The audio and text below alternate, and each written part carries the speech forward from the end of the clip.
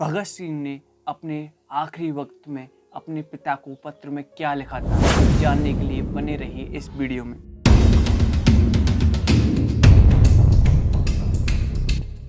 बात है 30 सितंबर 1930 की। भगत सिंह के पिता सरदार किशन सिंह ने ट्रिब्यूनल को एक अर्जी देकर बचाव पेश करने के लिए अवसर की मांग की। सरदार किशन सिंह स्वयं देशभक्त थे और राष्ट्रीय आंदोलन में जेल जाते रहते थे।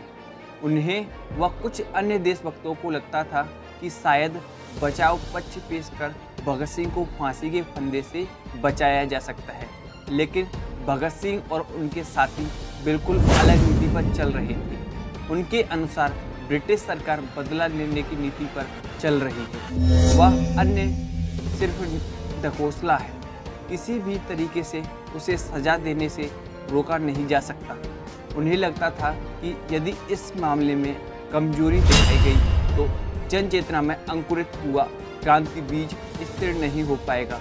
पिता द्वारा दी गई अर्जी से भगत सिंह की भावनाओं को भी बहुत चोट पहुंची, लेकिन अपनी भावना को नियंत्रित कर अपने सिद्धांतों पर जोर देते हुए उन्होंने 4 अक्टूबर 1930 को यह पत्र लिखा, जो उनके पिता को देर से मिला।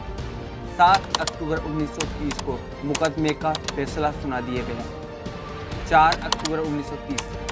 पूज्य पिताजी, मुझे यह जानकर हैरानी हुई कि आपने मेरे बचाव पक्ष के लिए स्पेशल ट्रिब्यूनल को एक आवेदन भेजा।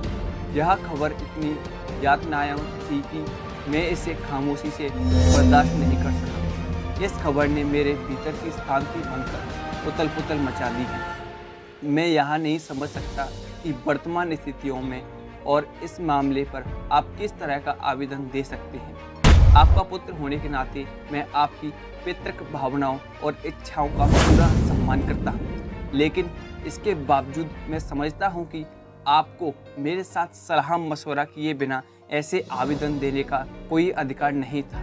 आप जानते थे कि राजनीतिक क्षेत्र में मेरे विचार आपसे काफ़ी अलग हैं। मैं आपकी सहमति या असहमति का ख्याल किए बिना सदा स्वतंत्रतापूर्वक काम करता हूँ। मुझे यकीन है कि आपको यह बात याद होगी कि आप आरंभ से ही मुझसे यह बात मनवा लेने की कोशिश करते रहे कि मैं अपना मुकदमा संजीदगी से लड़ूं और अपना बचाव ठीक से प्रस्तुत करूं, लेकिन आपको यह भी मालूम है कि मैं सदा इसका विरोध करता रहा। मैंने कभी भी अपना बचाव करने की इच्छा प्रकट नहीं की और ना ही मैंने कभी इस पर संजीदगी से गौर किया है। आप जानते हैं कि हम एक निश्चित नीति के अनुसार मुकदमा लड़ रहे हैं। मेरा हर कदम इस नीति, मेरे सिद्धांतों और हमारे कार्यक्रम के अनुरूप होना चाहिए।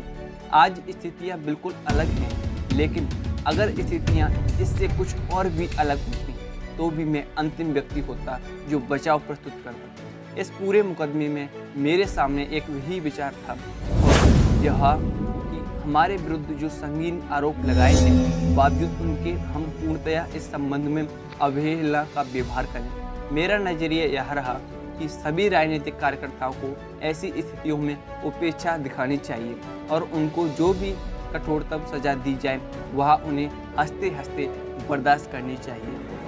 इस पूरे मुकदमे के दौरान हमारी योजना इसी सिद्धांत के अनुरूप रही। हम ऐसा करने में सफल हुए या नहीं, यह फैसला करना मेरा काम नहीं। हम खुदगर्जी को त्याग कर अपना काम कर रहे हैं। वायसराय ने लाहौर साजिश केस आर्डिनेंस जारी करते हुए इसके साथ जो वक्तव्य दिया था, उसमें उन्होंने कहा था कि इस साजिश के मुजरिम शांति व्यवस्था को समाप्त करने के प्रयास कर रहे हैं। इससे जो हालत पैदा हुए, उसने हमें यह मौका दिया कि हम जनता के समक्ष यह बात प्रस्तुत कर सकें कि वह स्वयं देख लें कि शांति व्यवस्था एवं कानून समाप्त करने की कोशिश हम कर रहे हैं या हमारे विरोधी। इस बात पर मतभेद हो सकते हैं, शायद आप भी उनमें से एक हो जो इस बात पर मतभेद रखते हैं, लेकिन इसका मतलब यह नहीं कि आप मुझसे सलाह किए बिना मेरी ओर से ऐसे कदम उठाएंगे। मेरी ज़िंदगी इतनी कीमती नहीं जितने कि आप सोचते हैं। कम से कम मेरे लिए तो इस जीवन की इतनी कीमत नहीं कि इसे सिद्धांतों को कुर्बान करके बचाया जाए।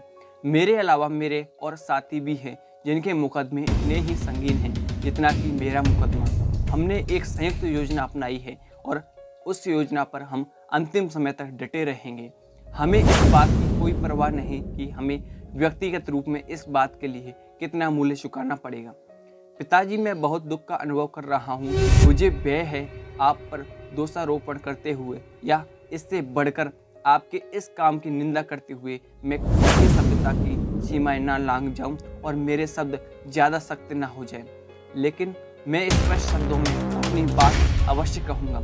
यदि कोई अन्य व्यक्ति मुझसे ऐसा व्यवहार करता तो मैं इसे गद्दारी से कम ना मानता। लेकिन आपके संदर्भ में इतना ही कहूँगा कि यह एक कमजोरी है, निचले स्तर की कमजोरी। यह एक ऐसा समय था जब हम सबका इम्तिहान हो रहा था। मैं यह कहना चाहता हूँ कि आप इस इम्तिहान में नाकाम रहे हैं। मैं जानता हूँ कि आप भी इतने ही देश प्रेमी हैं जितना कि कोई और व्यक्ति हो सकता है। मैं जानता हूँ कि आपने अपनी पूरी ज़िंदगी भारत की आज़ादी के लिए लगा दी है, लेकिन इस अहम मोड़ पर आपने ऐसी कमजोरी दिखाई, यह बात मैं समझ नहीं सकता।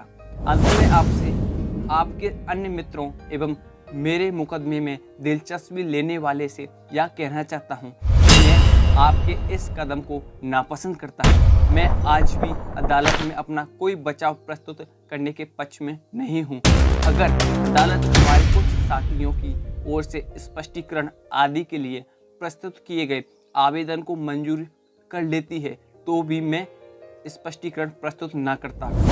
भूख हड़ताल के दिनों में ट्रिब्यूनल जो आवेदन पत्र मैंने दिया था और उन दिनों में जो साक्षात्कार दिया था उन्हें गलत अर्थों में समझा गया और अखबारों में यह प्रकाशित कर दिया गया कि मैं अपना स्पष्टीकरण प्रस्तुत करना चाहता हूं। हालांकि मैं हमेशा स्पष्टीकरण प्रस्तुत करने के विरोध में रहा। आज भी मेरी वही मान्यता है जो उस समय थी। बोस्टल जेल में बंदी मेरे साथी इस बात को मेरी ओर से गद्दारी और विश्वासघात ही समझ रहे होंगे। मुझे उनके सामने अपनी स्थिति स्पष्ट करने का अवसर भी नहीं मिल सकेगा।